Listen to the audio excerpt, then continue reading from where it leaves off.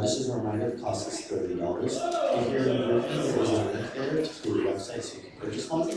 Or there is also, you can also find it on our Instagram page. If you have any questions, you may ask Carter. I'm sure he's on the line. Could be on there.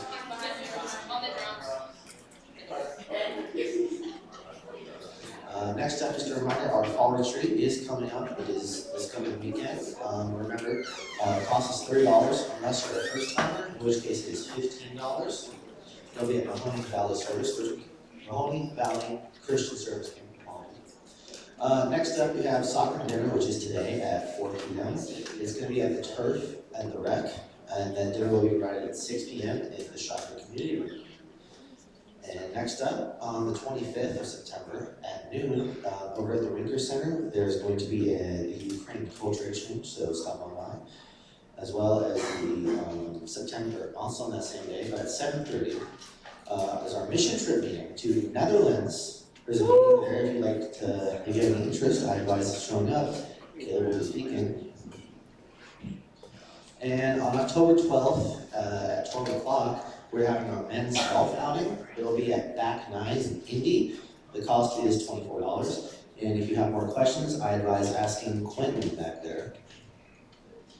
And finally, on September 26th as well as the 29th, we're having a little meeting about preparing for winter. On the 26th, it'll be at 3:30, and then on the 29th is at 7 p.m. It's just a little bit about how to properly prepare for winter, like clothes and other things like that. Kathy will be leading it, and also international students. Winter coats and gloves will be available at CCH from Sunday, the 29th of September, all the way until Friday, October 12th. Before we get started, I ask that you all rise and read those around you.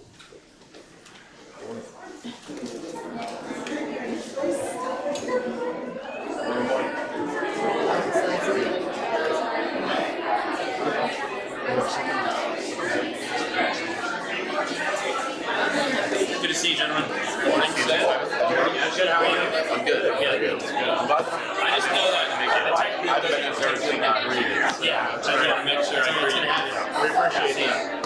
Yep, I should be a lot more regular though, so. Awesome. Great. 740.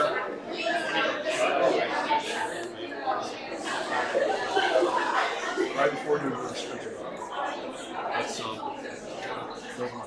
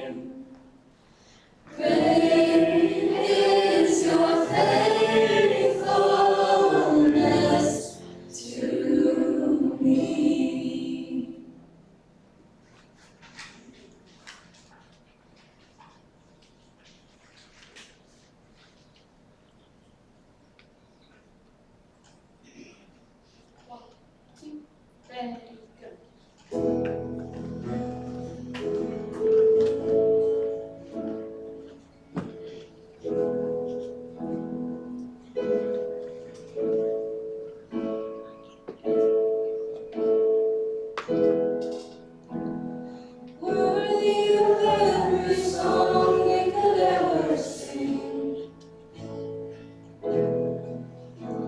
Worthy of all the praise we could ever bring.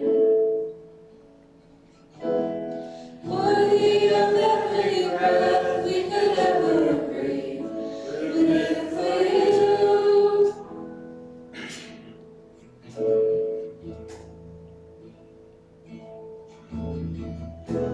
Jesus, the name above every other name. Jesus, the only one who could ever save. Worthy of every breath we could ever breathe. We live for you. We live for you. Holy, there is no one like you. There is none beside you. Open up my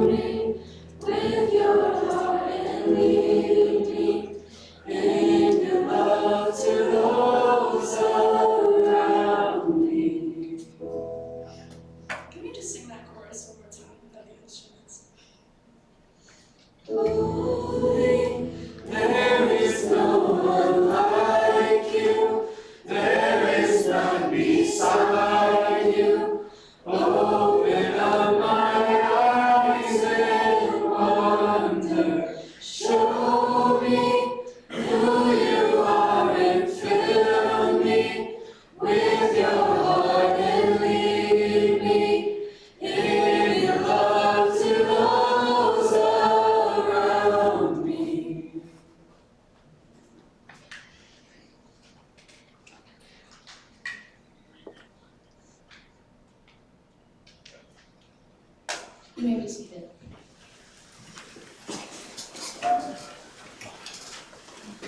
We're going to move into our time of offering. Beneath the innermost seats, you'll find our giving baskets, and I ask you to pass them on the outside. For our mission of the month, it is still the same because it is September. It is IDES, or just IDES. They help out with international disaster relief, so if you choose the ability to provide money for them, I ask that you do so.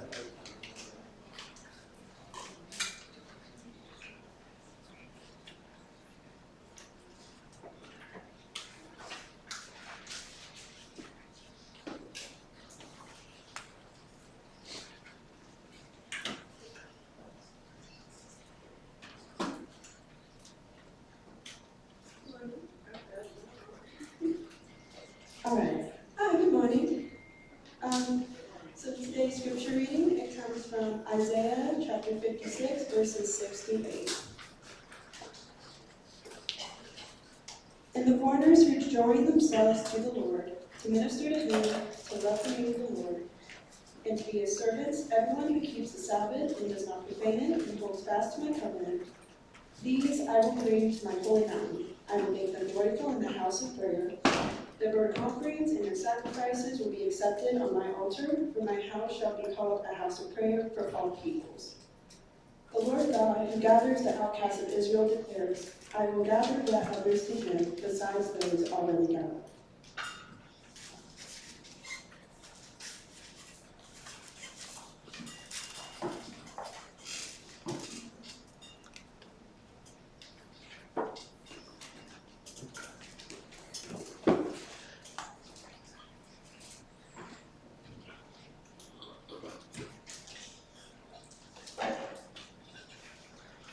Good morning.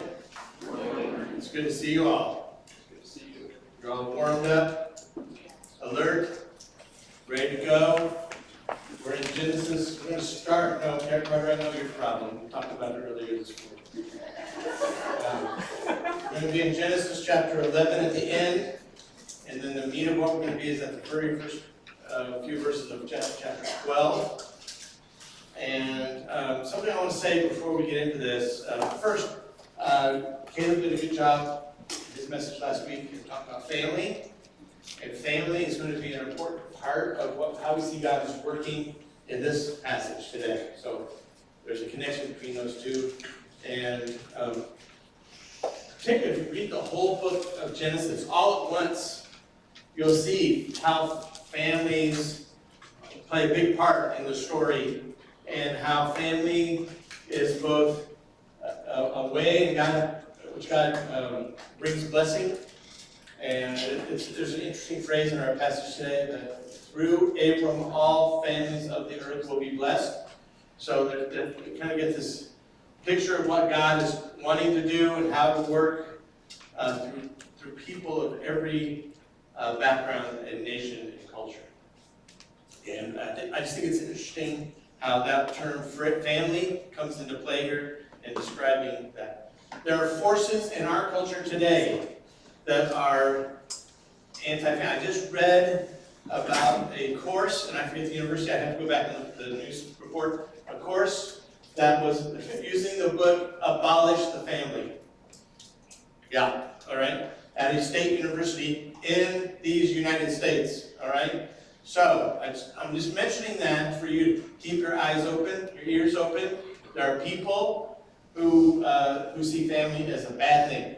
Okay, now, as you read through the book of Genesis, you'll see there are times when things kind of go haywire with family. And particularly when fathers exasperate their children or play favorites. Okay, so we will see that later on as we get to the story of Joseph. But family is part of God's order and design, going back to where we started, when we started the book of Genesis, so Genesis 1, and the mandate for the man and the woman to be together and fill the earth, multiply and reign, and rule and govern. Family is an important piece of that. Okay?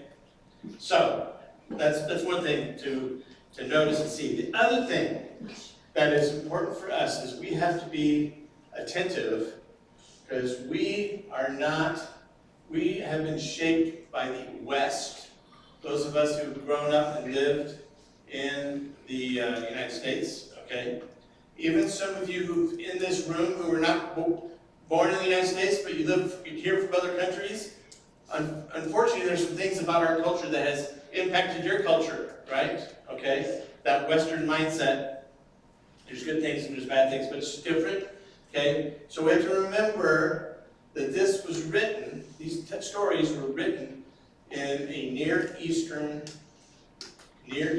cultural, language, social background story, okay?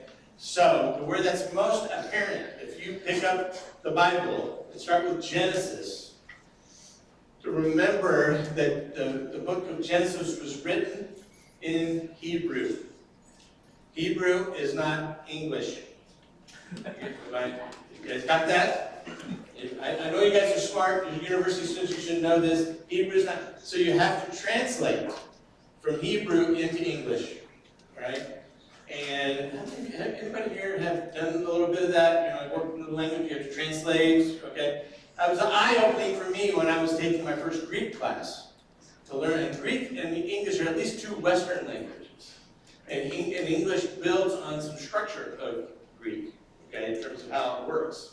But there are some strange things, okay, when you go from one language to the next. My wife was a Spanish major, and there are some weird things when you just go from Spanish to English, right? So,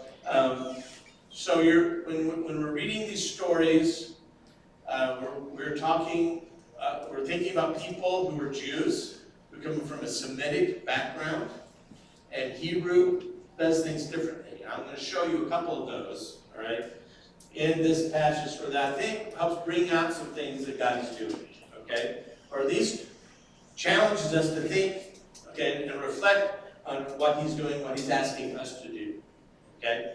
So just keep that in mind. I tried not to make this an academic, chamber worship today. This is not the classroom, but we still have to think, right? I didn't ask you when you walked in the door, Kelsey, to check your mind. You still expected to think a little bit, right? And Carter's having difficulty because Carter had a hard weekend. Okay, he's very tired. So Emma will probably have to go over this sermon again with you this afternoon. Probably, yeah. Okay. Keep notes, yeah. Yeah, keep notes, take good notes, Emma. All right, okay, so we're going to focus primarily on Genesis 12, 1 through 3, but we're going to start at the very end, and we're going to see one of these things that happens in the text, all right, that I want you to notice. All right, so we're going to start with chapter 11, Genesis, verse 26.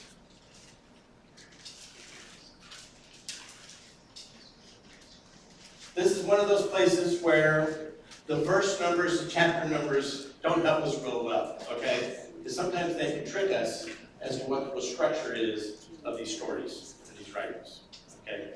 And if you're a literature or an English major, they're supposed to teach you how to read and notice how these things work, okay? Some of us, as I mentioned to Natalie earlier, some of us, English is still a foreign language, right? When it comes to thinking about some of these things. All right, so starting with verse 26, it's kind of starting with verse 27. I'm cheating. I'm going to go back and pick up with verse 11, verse 26. After Terah was 70 years old, he became the father of Abram, Nahor, and Haran. This is the account of Terah's family. We're going to talk more about what that line means. This is the account of Terah's family. Terah was the father of Abram, Nahor, and Haran was the father of Lot. Lot is mentioned here because Lot shows up in the stories later on, if you've read Genesis before. And so now you know where Lot fits in this family. But Haran died in Ur of the Chaldees, the land of his birth, while his father Terah was still living. Meanwhile, Abram and Nahor both married. The name of Abram's wife was Sarai, and the name of Nahor's wife was Milcah. Milcah and her sister Iscah were daughters of Nahor's brother Haran. Sarah was unable to become pregnant and had no children. One day, Terah took his son Abram, his daughter-in-law Sarai, his son Abram's wife. Evidently, the narrator wants us to remember Sarah and Abram were married. And his grandson Lot, his son Haran's child, and moved away from Ur of the Chaldeans. He was headed for the land of Canaan, but they stopped at Haran and settled there. Terah lived 205 years and died while still in Haran. The Lord had said to Abram, leave your native country, your relatives, and your father's family. Go to the land I will show you. I will make you into a great nation. I will bless you and make you famous. You will be a blessing to others. I will bless those who bless you, curse those who treat you with contempt. And all the families on earth will be blessed through you. Okay. Now, so when Genesis was put together, remember this is a Jewish Semitic language, Eastern, and they didn't use numbers and chapter headings. This was collected, started probably stories that were told orally, then they started writing them down, and they would have put them on scrolls, okay, that were rolled up. And sometimes the way the books were kept was indicated by the length of the scroll, how much you could get on one scroll. So 1 Kings and 2 Kings are really part of one book, but because the scroll would be way too long, they broke it in half, 1st and 2nd, 2 scrolls, okay? So this chapter gives us a clue as to how the book of Genesis is organized in verse 27, where it says, this is the account of. There are several places in the book of Genesis where we see this phrase, and these mark off headings. Okay, this is, instead of having a heading like your English Bible has, right? This is we're not you're part of the story. Okay, and so there's some interesting things we can see when we look at this. So, for example, this is the account of Terah, starting in verse 27. But Terah doesn't figure very prominently in the next chapters. Okay, so do you have that, Simon? You can throw that up where these breaks are. Okay. Where it says, chapter 2, verse 4, that slide, past the text. Is that, what do you got? Okay, is that, yeah, there we go. All right. So here's where these breaks show up in the book of Genesis. All right. So we are at 11:27 on the right column. Okay. The first one, so Simon, I should have been clear to him. This is his fault, not mine. Okay. I'm But so the first tired. one is in chapter 2, verse 4, not chapter 1, verse 2. I know probably Simon, you're an accounting major, right? Yeah. So it probably kind of went against your instinct to put 2, 4, 4, 1, 1, right? Yes. So that's why you flipped them back. All right. But this is where one of those Semitic things happens, Jalen. All right. These Hebrew things. Actually, the first one in the book of Genesis is in chapter 2, verse 4. This is the account of the heavens and earth. But there are some linguistic Semitic things going that echo back to chapter 1, verse 1. Okay? So, without going into great detail, and I would probably really mess it up because I don't know Hebrew very well. All right? But the people I've read seem to think that chapter 2, verse 4 echoes back to 1:1, connects that, and then it's at the same time as leaping forward to the next one. All right? Okay, so if this formula is introduced in chapter 2, verse 4, and then you see in 5:1, which we did last week, right? Caleb did that, chapter 5, talked about the family thing going on there. That's the next place this happens. And then it happens with Noah, Noah's sons, and then Shem. Now, notice some things we've noticed is who doesn't get mentioned. All right, Cain does not get a storyline.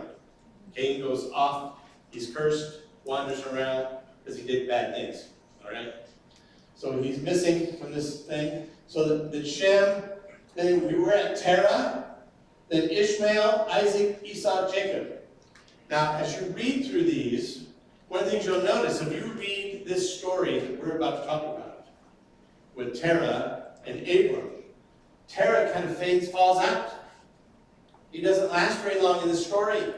Matter of fact, I don't think he's mentioned after the end of chapter 11.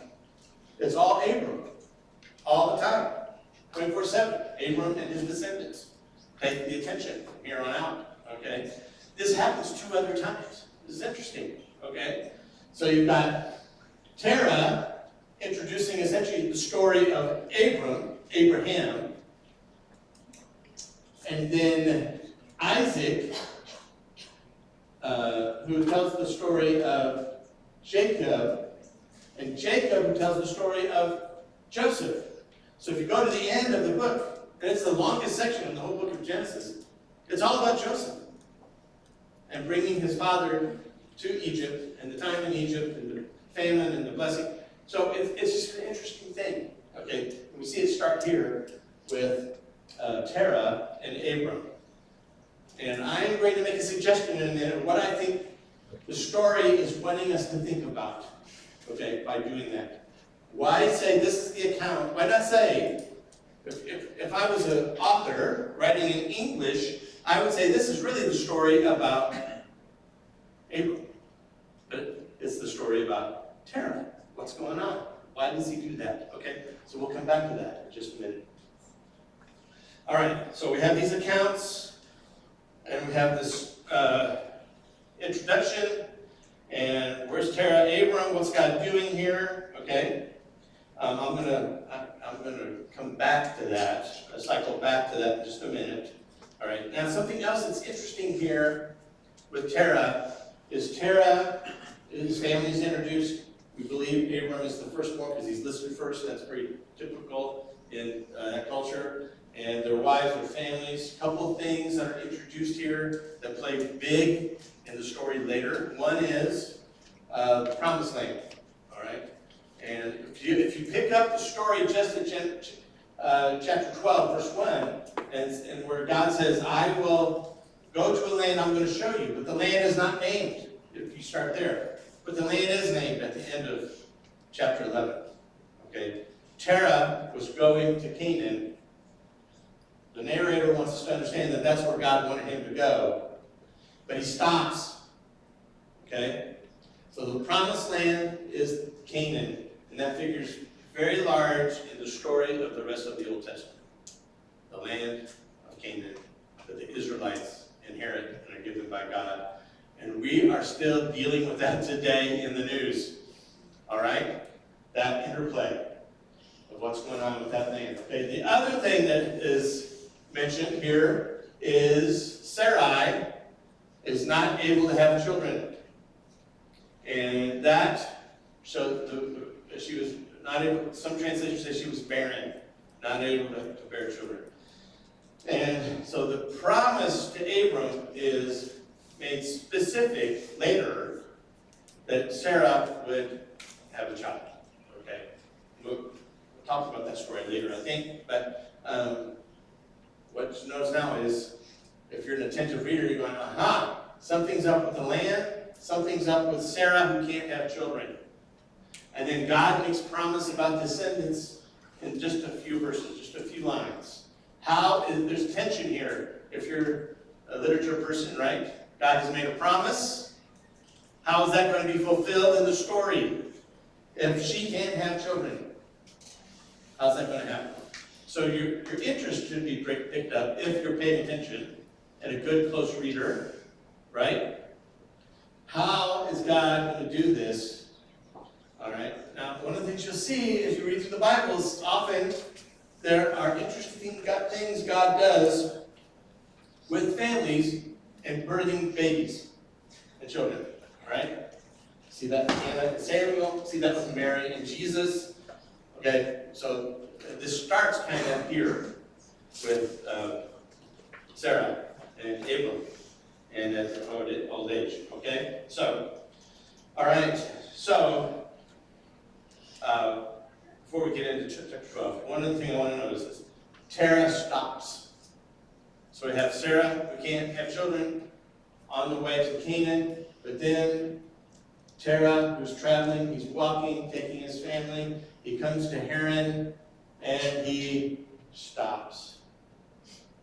Settles there. He doesn't get all the way. Wonder what's going on there.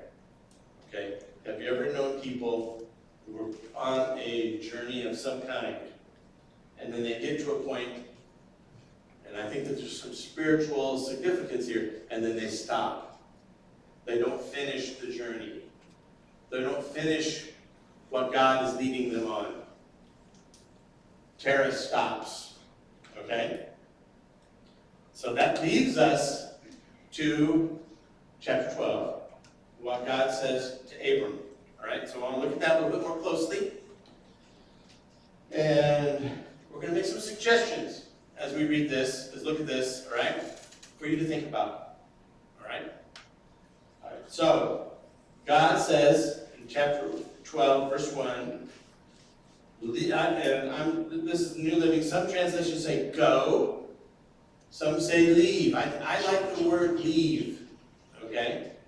Because I think it's an important word. For us spiritually, we often try to have it both ways. We want to have what God offers us, but we don't want to leave. We try to drag stuff with us. We don't want to leave. Maybe it's stuff in our life, or relationships, or ideas, ways of thinking. And so next thing you know, you're walking along, trying to go to where God has promised you, and you got this big bag of stuff that you're dragging along behind you. Baggage. There's junk in your trunk, right? You're carrying it along, okay? And one of my professors said, we need to learn to be dump trucks, not pickup trucks. Pickup trucks carry stuff. You ever seen a guy who's got their pickup truck and it's full of stuff, and he never empties that out? Yeah, see these people? I think there's a good metaphor for it. We need to be able to tip up the bed, let the junk slide out, and then we can go on. Clean the bed. Nice, happy truck. Right?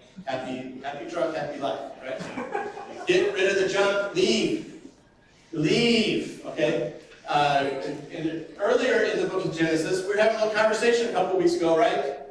About leaving and cleaving. Does anybody remember that? Yes? Right? What God says to us about marriage is we have to leave and then we have to cleave. All right? There's something important about family that requires leaving and cleaving. Okay? Now in the marriage context, it's cleave to your husband or your wife. Here, I think it's talking about the purpose that God has for us. We leave where Terah stopped, and we go to where God shows Abram. That's the idea, the concept. Leave and go. Now, what I want to say to you is, God could have just given Abram a blessing.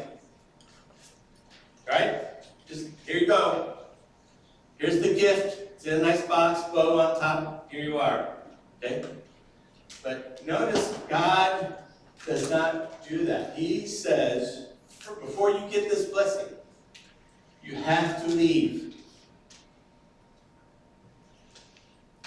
So Abram cannot be part of God's plan here until Abram acts on what God has called him to do. And I think there's a truth here for all of us in this room. That God has given us promises, He's given us hope, a future, and we have to take action. And broadly speaking, I'm going to say that action has two parts. There are things we may have to leave and let go of, and other things we have to go to. All right?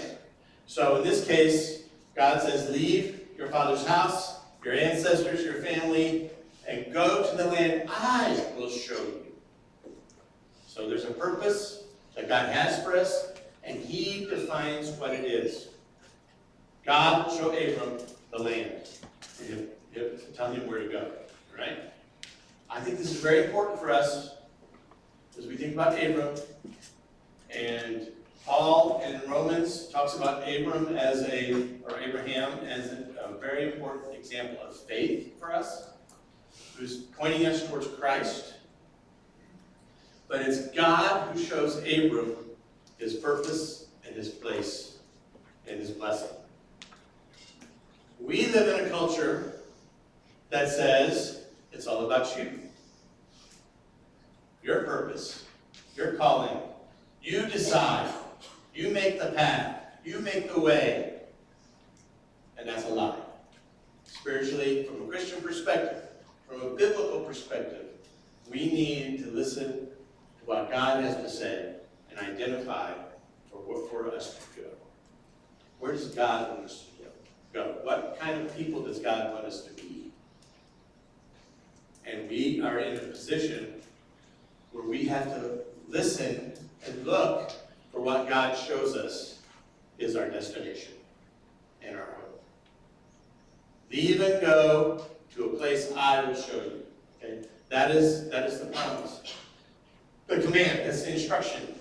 Okay? And then God says, when you do this, He will make Abram a great nation. Now remember, he's talking to somebody whose wife can't have children.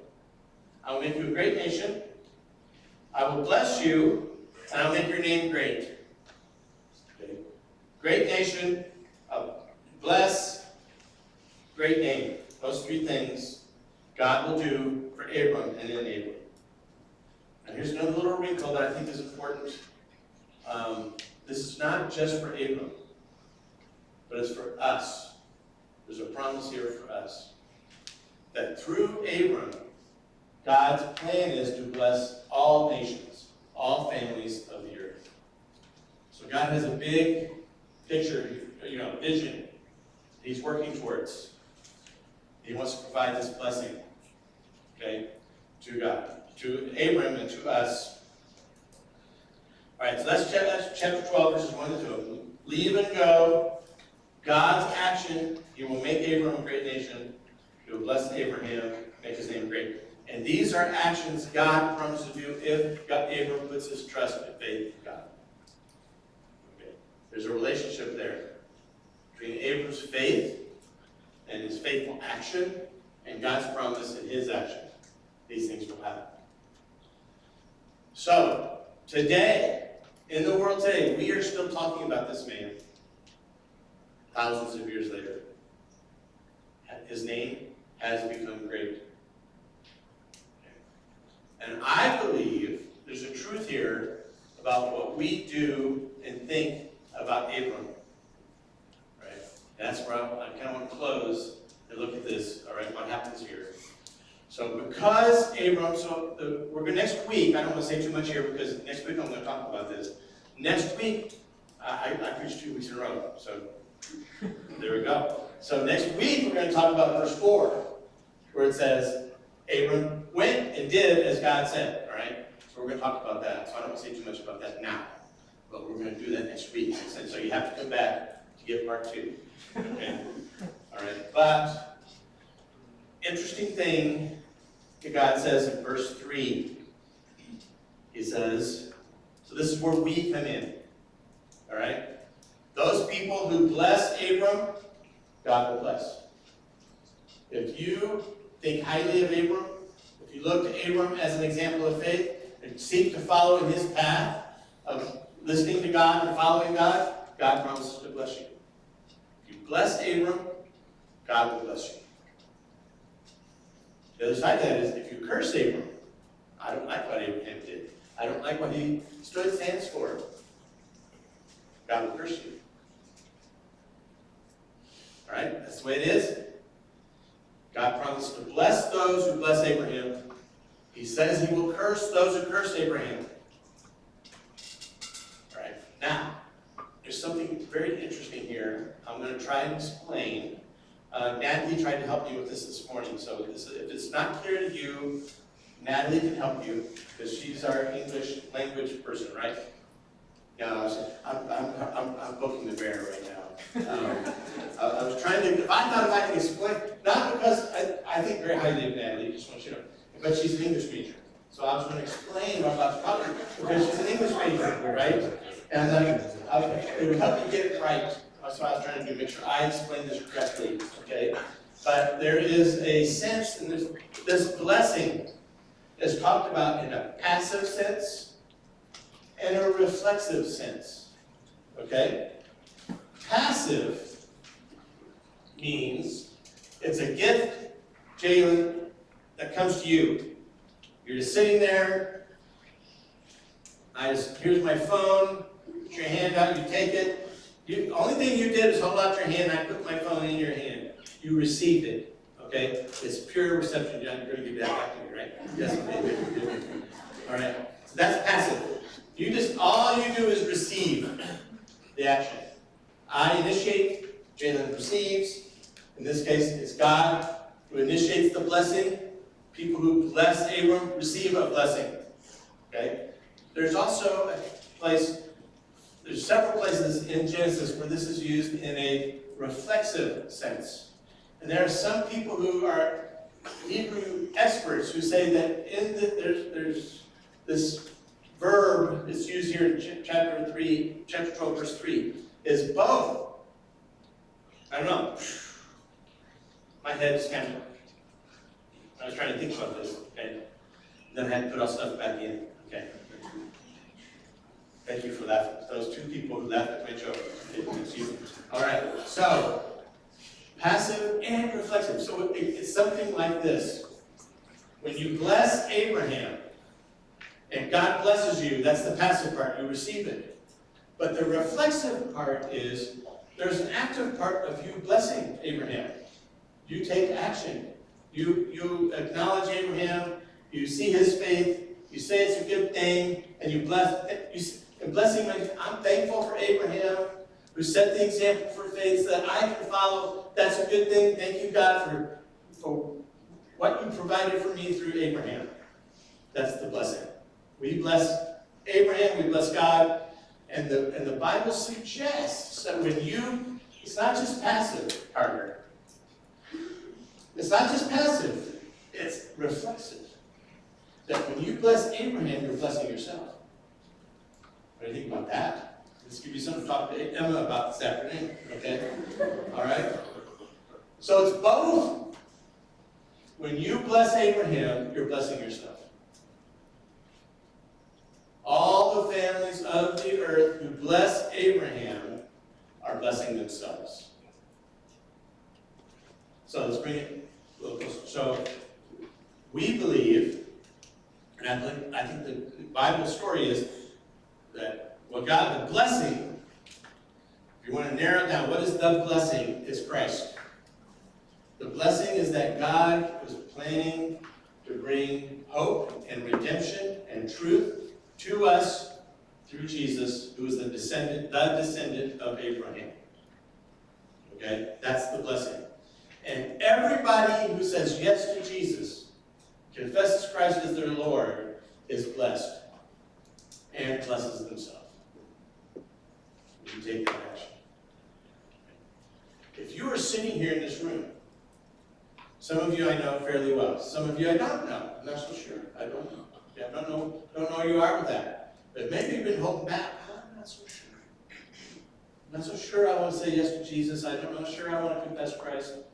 You kind of put your toe in the water, just to see how warm it is, right? But you're not too sure. And holding back, okay? What I'm suggesting to you is, and you're waiting, why hasn't God blessed me? I'm going to wait for God to bless me before I say yes to Jesus. And what God is suggesting, saying to us, promising to us, is that if we bless Abraham, we bless ourselves. I think it's true of our relationship to Jesus. If you bless Jesus, confess him as your Lord, your Savior, your hope, your friend, you will bless yourself. Okay? But that takes going back to Abram, leaving and going. That means there's stuff. I know there's stuff in my life that I've had to leave. I've had to let go of. Sometimes, I'm getting up there. I just turned 65. And there are still things that God is making apparent to me that I need to let go of and unload and empty out the back of my pickup truck, right? Quit carrying it around. Leave. And it helps me go when I leave. Let go of those things. All right? When you leave and you go, you put yourself in a position to receive the blessing that God has for you through Christ, and also for you to bless yourself by being obedient and confessing Christ. Be blessed and to bless. Now here's the third thing. Okay, I'm going to end with this. When you do this, you get to be a blessing to the people in your life.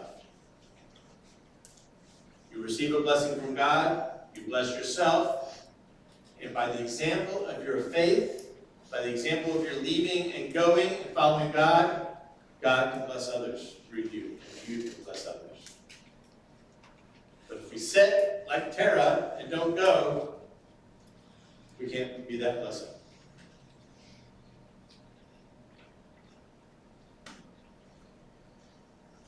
Be blessed and be a blessing to yourself. That's the hope that God has given us in the person of Abraham. We're going to sing again a song, right? Worship people, singing people. Raven, you're going to bring people up here. We're going to sing a song and get ready for communion, right? And that's what's going to happen next. Yes? Right? Promise? Yes? People here? I don't know about that. Okay. All right. So, as we get ready for communion, somebody's going to come up and say more about this. But God sent Jesus so that we could receive this blessing. That's our hope. That's what we celebrate today. We're doing the worship.